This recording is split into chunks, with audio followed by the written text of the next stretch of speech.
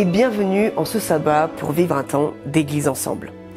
Aujourd'hui, nous avons la chance de recevoir Samuel Dinsenmeyer, pasteur de l'église de Lyon-Est, qui va nous partager une prédication autour de la parabole du don. Comme chaque sabbat, un pasteur se tient dans le chat pour répondre à vos questions. Moi, je vous dis à tout à l'heure. Bon visionnage.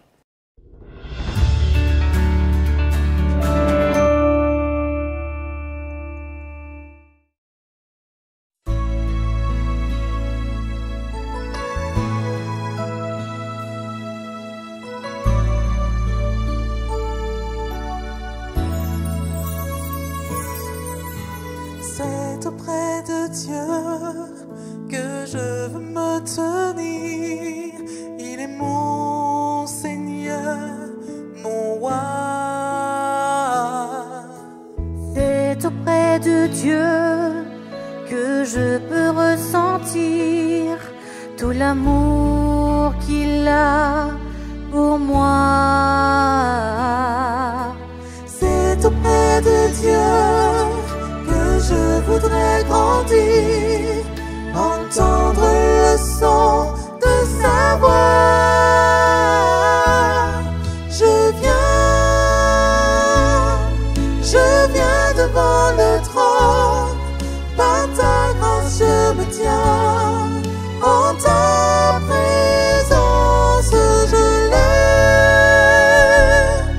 les yeux vers le lieu saint, pour contempler ta face, je veux rester près de toi.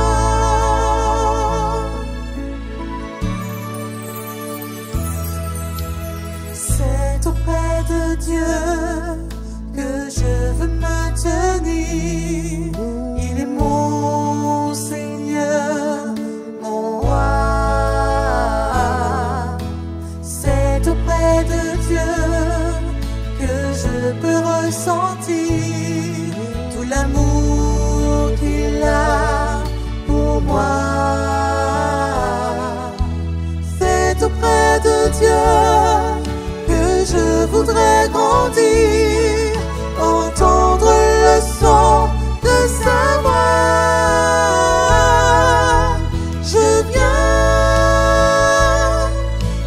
viens devant le trône, par ta grâce je me tiens, en ta présence je lève les yeux vers le lieu saint, pour contempler ta face, je veux rester près de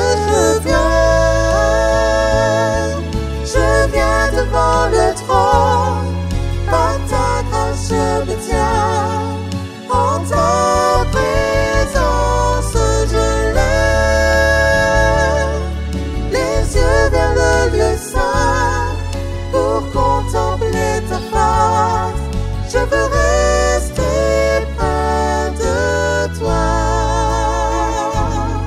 Je veux rester près de toi. Je veux rester près de toi.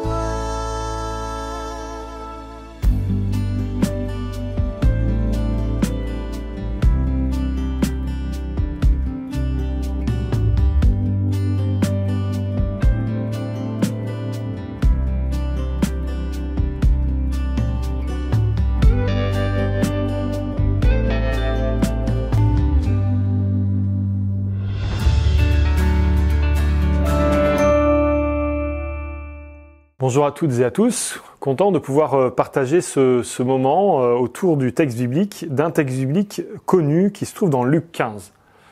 Ce texte est connu et c'est une parabole. Jésus avait l'habitude de raconter des histoires pour faire comprendre un certain nombre de choses. Et dans nos textes bibliques, dans nos Bibles aujourd'hui, on a pris l'habitude de rajouter des titres.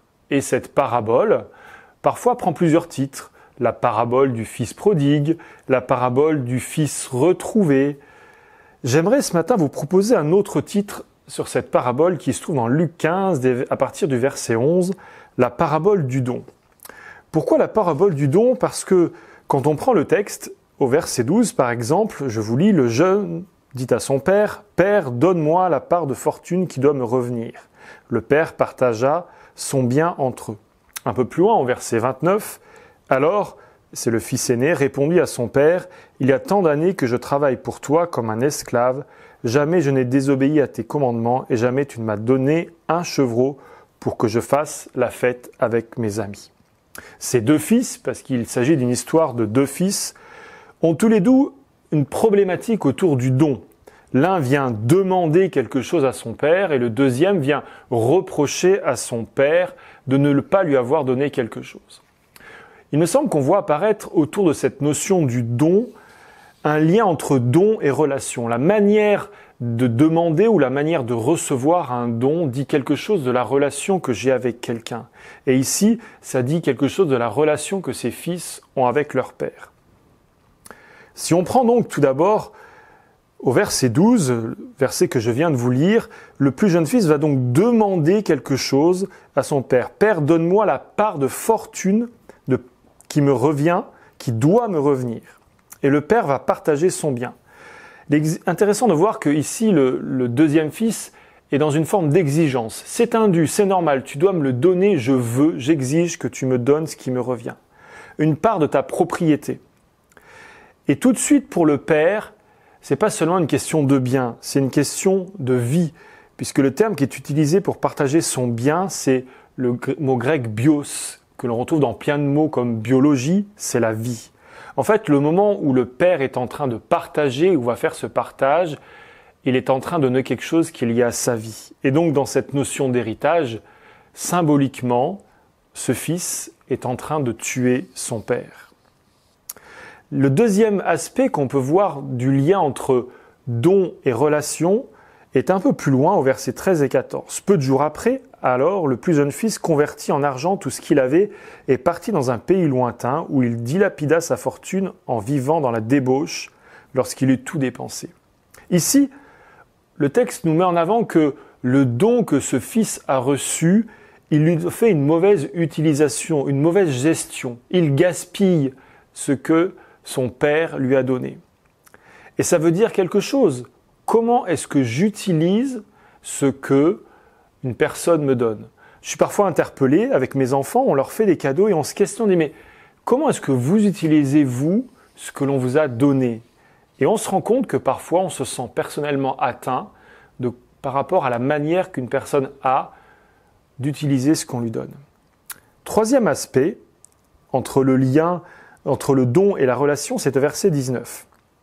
C'est toujours ce fils, le plus jeune, « Je ne suis plus digne d'être appelé ton fils, traite-moi comme l'un de tes employés. » Quand il utilise la notion d'être digne, la notion de dignité, il parle du mérite. Il considère qu'il n'a pas suffisamment de poids. En fait, pour lui, le don est lié au mérite. Est-ce que je fais quelque chose? Et il accentue cette notion de mérite en utilisant le terme employé, ou dans certaines traductions un peu anciennes, on a la notion de mercenaire. Il va considérer que ce qu'il va faire mérite quelque chose. Et donc, si je fais quelque chose, en retour, je vais recevoir un don. Le quatrième aspect du lien entre don et relation qu'on voit apparaître ici dans ce texte est au verset 29, et cette fois, ça concerne le fils aîné. Mais le fils répondit à son père, « Écoute, il y a tant d'années que je te sers, sans avoir jamais désobéi à l'un de tes commandements. Pourtant, tu ne m'as jamais donné même un chevreau pour que je fasse la fête avec mes amis. » Le verbe qu'il utilise, « je te sers », est le même verbe qui sous-entend la notion d'esclave. En fait, ici, c'est pas seulement l'idée d'être au service du père, c'est qu'à un moment, ce fils se considère comme l'esclave. Et la caractéristique qu'il a derrière sa notion d'esclave, c'est qu'il va obéir au commandement. Et donc, pour lui, le don est lié à l'obéissance. Je suis dans un système hiérarchique, il y a une condition. Dans la condition que je suis, je vais devoir demander quelque chose pour que tu me le donnes. Autour de ces 4 aspects, on peut développer plusieurs aspects. Et réfléchir en fin de compte à qu'est-ce que Dieu me donne. Et donc, quel est mon rapport avec les dons qu'il me fait? Quels sont les dons que Dieu me fait? Et c'est intéressant juste de réfléchir de manière très courte à la notion du don au travers de la sociologie. On se rend compte que très souvent, en fin de compte, le don est un échange. Il suppose une forme de réciprocité. Je donne, je reçois, je rends.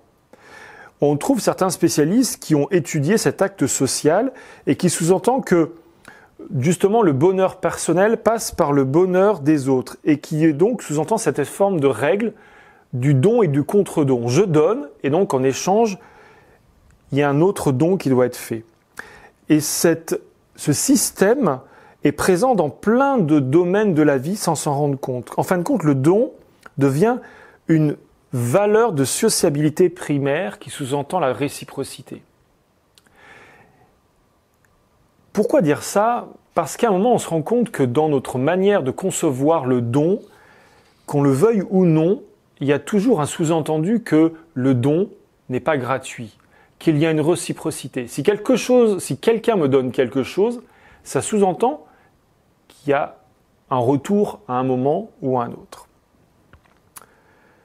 Deuxième point, et je posais cette question tout à l'heure, c'est qu'est-ce que Dieu me donne ? Alors on pourrait prendre tout le texte biblique et regarder ensemble tout ce que Dieu nous donne, mais si on regarde juste dans l'évangile de Luc, j'ai repris un certain nombre de textes et je vous fais ressortir quelques éléments de ce que Dieu donne. Ici, c'est Jésus. Il donne de lui rendre un culte sans crainte. Il donne la connaissance du salut par le pardon de ses péchés. Il va donner à sa mère son fils ressuscité. Il a été donné de connaître les mystères du règne de Dieu. Il donne puissance et autorité sur les démons et guérit les malades. Il donne pour que les disciples distribuent à la foule. Il donne l'autorité pour marcher sur les serpents et scorpions. Il donne chaque jour notre pain quotidien. Il donne le royaume.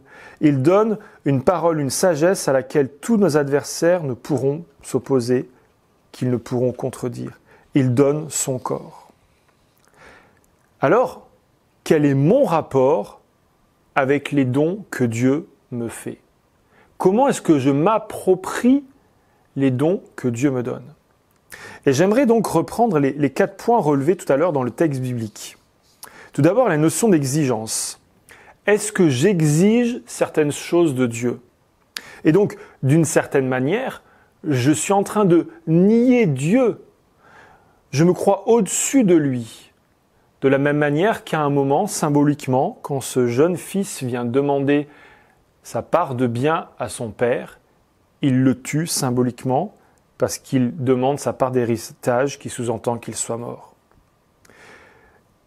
Et c'est souvent parfois, même dans nos manières de prier, que nous exigeons un certain nombre de choses de la part de Dieu. Et on peut se questionner là-dessus. Le deuxième point, c'est la notion de gaspillage. Comment est-ce que je gère ce que Dieu me donne ? Je pense par exemple à cette parabole des talents, où la question c'est que ces 3 serviteurs ont reçu des talents, un nombre de talents différents. Mais la question derrière, c'est comment gèrent-ils les talents ? Et en fonction de comment ils gèrent les talents, cela dit quelque chose de ma vision de Dieu. Si en fin de compte, j'ai une bonne relation avec Dieu, si je comprends le cadeau qu'il me fait à travers les dons, il me responsabilise et donc mon attitude va être de gérer correctement les dons qu'il me fait et non d'être dans le gaspillage. Le troisième point, c'est la notion de mérite. Est-ce que je considère que dans ma vie, j'ai un certain niveau à atteindre ? Et donc, quelque part, c'est plus je fais, donc plus Dieu donne. À un moment, un homme politique utilisait ce slogan « Travailler plus pour gagner plus ». Ici, c'est « Plus je fais, plus Dieu me donne ». Quelque part, je mérite en fonction de ce que je fais. Enfin, quatrième aspect, c'était la notion que le don est conditionnel et qu'il donc faut remplir des conditions, il faut faire des bonnes œuvres, répondre aux commandements, obéir correctement. Et si j'ai rempli ce cahier des charges, Dieu me donnera quelque chose. Et vous comprenez que, en survolant ces 4 points par rapport à notre relation avec Dieu, ce n'est pas tout à fait ce que Dieu nous propose comme relation avec lui. En fait, il nous propose un autre type de don, un autre type de relation. Et si je reviens au texte biblique et que je prends comment le Père se positionne par rapport à ses fils, on voit apparaître quelque chose. Déjà, c'est intéressant de noter que où se situent les deux fils au moment où ils vont réagir et de nouveau interagir avec leur père. Le plus jeune fils, au moment de sa prise de conscience, est dans un pays éloigné. Le fils aîné, lui, est hors de la maison. En fin de compte, ni l'un ni l'autre ne sont réellement avec leur père.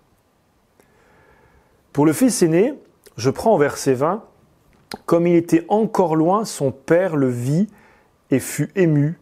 Il courut se jeter à son cou et l'embrassa. » C'est intéressant de noter cette attitude du père. Alors qu'il est loin, son père le voit.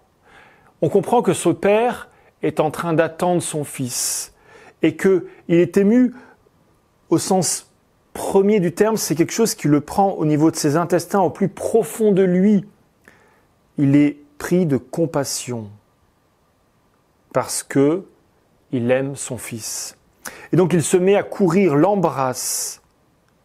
Il va le chercher, il l'attend et il y a comme une urgence à courir vers son fils. Il l'embrasse, cette intimité relationnelle entre un père et un fils.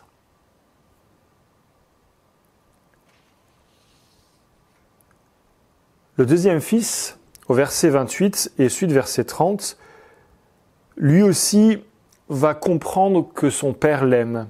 Tout d'abord, verset 28, son père sortit le supplier. Son père fait la démarche lui aussi de sortir pour aller là où il se trouve. Et il va lui dire, « Toi, mon enfant », au verset 31.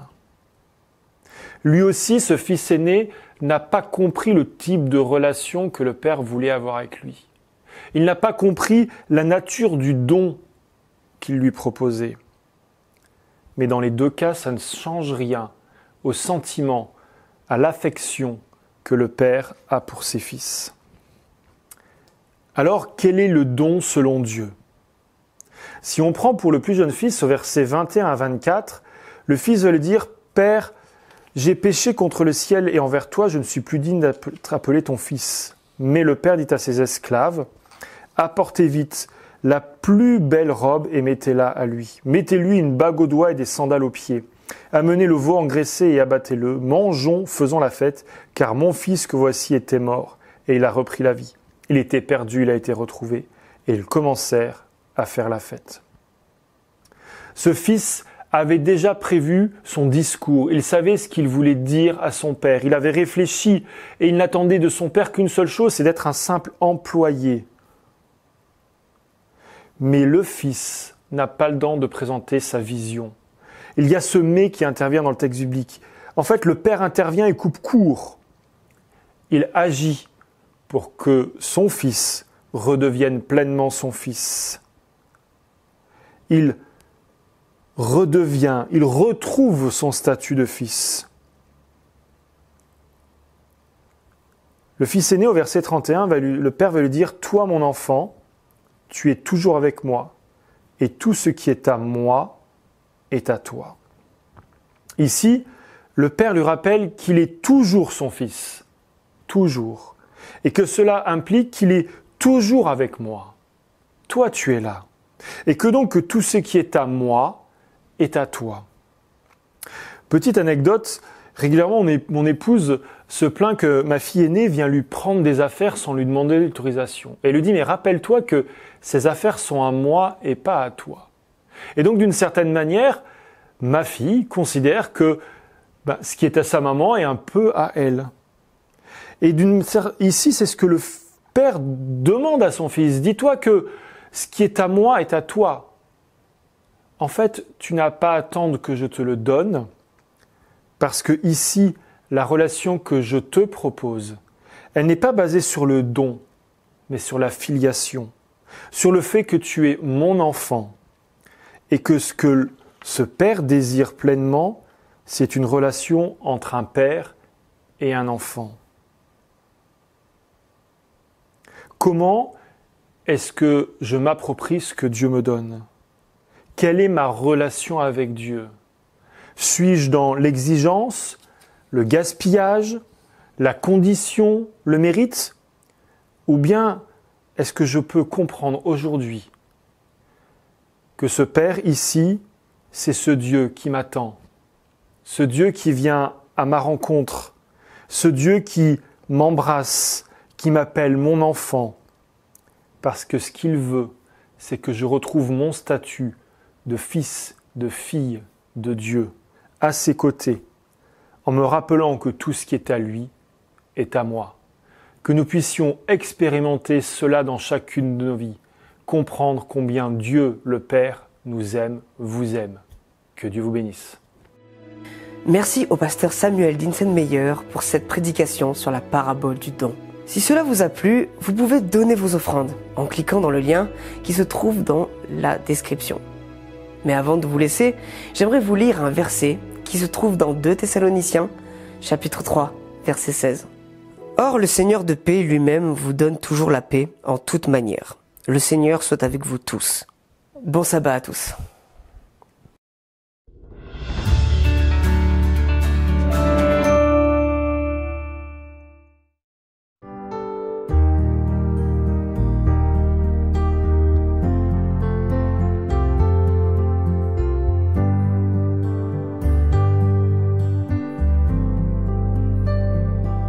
Tu crées l'amour pour moi, quelle patience. Tu as conduit vers toi mon ignorance.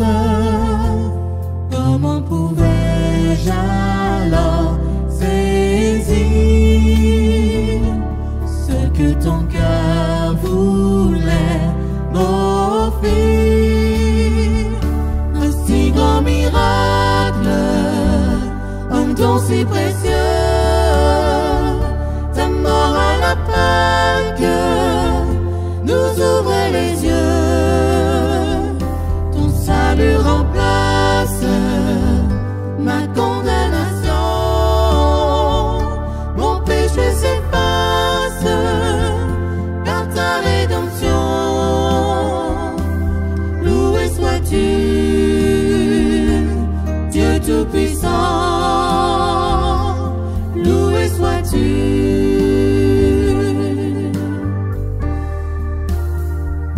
Ce don si merveilleux, comment le vivre sans le répandre à ceux que tu veux suivre sur les chemins où ils s'égarent, loin de la vie et de l'espoir.